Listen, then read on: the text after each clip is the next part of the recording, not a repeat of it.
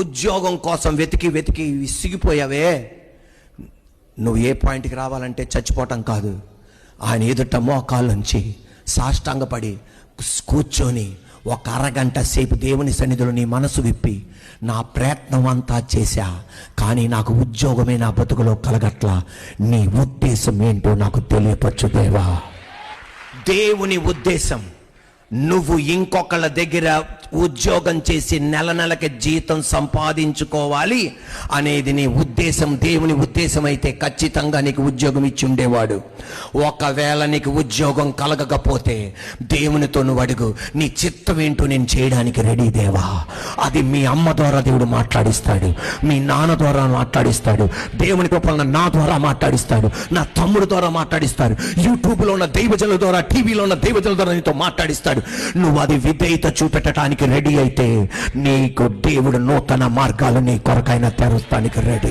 నీ ఉద్దేశం ఏ కంపెనీలో ఉద్యోగం చేసి జీతం సంపాదించుకోవటం, ఒక గవర్నమెంట్ సెక్టార్లో ఉద్యోగం చేసి జీతం సంపాదించుకోవటం, ఒక ప్రైవేట్ ఆఫీసులో ఉద్యోగం చేసి జీతం సంపాదించుకోవటం. కానీ దేవుని ఉద్దేశం నువ్వు ఇంకొకరి దగ్గర జీతం తీసుకోవటం కాదు, నువ్వే 10 మందికి జీతం ఇవ్వాలి అని, నువ్వే యేసునామములో ఒక 100 మందికి జీతం ఇవ్వాలి అని, నువ్వే ఒక 1000 మందికి జీతం ఇవ్వాలి అని, నువ్వే ఒక 10,000 మందికి జీతం ఇవ్వాలి అని, నువ్వే ఒక 1,00,000 మందికి జీతం ఇవ్వాలి అని, నువ్వే ఒక 10 లక్షల మందికి జీతం ఇవ్వాలని. అది దేవుని చిత్తం అయితే ప్రతి మార్గాలైన మూసేస్తాడు ఆయన. ఆయన నిన్ను నిరుద్యోగిగా చెయ్యట్లా, ఆయన నిన్ను ప్రిపేర్ చేస్తున్నాడు. ఆయన ఆ స్థానం కోసం, ఉద్యోగాల కోసం వెంటాడాడు, వెంబడించాడు వెంబడించాడు వెంబడించాడు.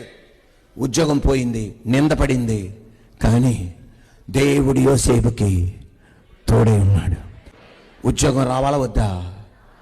అందరికి వస్తున్న ఈయనకి మాత్రం రావట్లా.